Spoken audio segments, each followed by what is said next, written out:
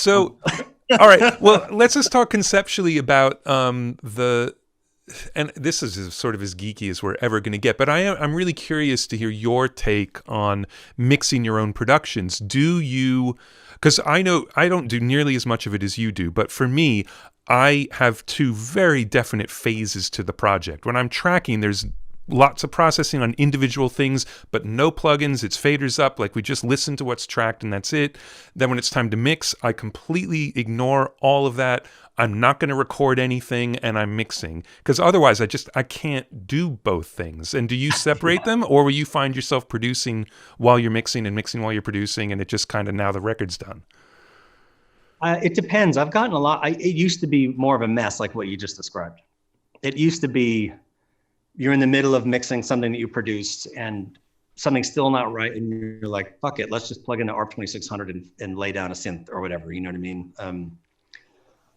There's a notable example of that happen. And sometimes also when you're producing, you keep trying to win the argument and you don't always win the argument, right? And I used to be, I think, a much more difficult person to work with than just really put my foot down and not want to progress with the thing till I got my way. And now I realize it's much more you're riding a wave and you just chip away at it and you eventually kind of get what you want.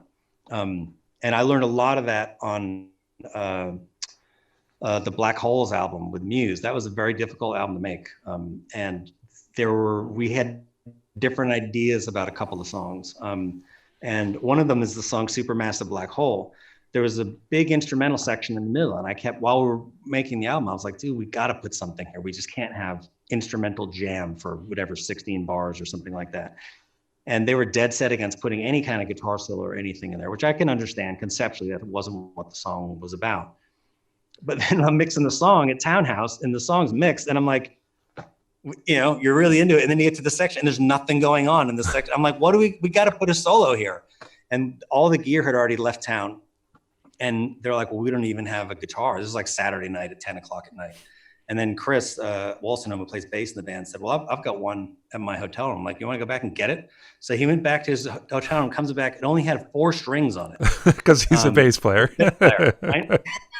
He had 4 strings on it, and we had no amps. So I plugged it into like an H3000 and put it on, and then it had him play it backwards or something. I think he played it backwards with 4 strings with the H3000 on it. And they came up with something that was kind of cool, but it was by no means, the song was already mixed at that point.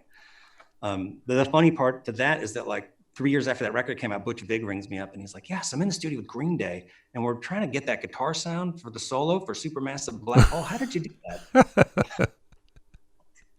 So, sometimes you just make the best of whatever you have. But that's an example of like if you are producing while you're mixing, you have the leeway to try to make big changes at the last minute. Right.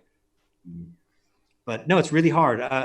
I'm better now. I'm trying to instead of always spreading everything out while I'm tracking, we're monitoring everything out of a stereo mix out of the computer, and everything generally needs to sound pretty good every day when people show up. So right. I wouldn't say the mixing is done, but there's a certain amount of delay throws, some kind of processing on stuff that's already baked in, so that when you're mixing, it's maybe half done already. Right. And is there stuff you're saving for the mix, or not really? Yeah, I mean, I go a little bit light on some of the vocal processing, for example, during tracking. I just want it to sound good and snappy so people are excited about it. But when I'm mixing, I'll use probably a whole different set of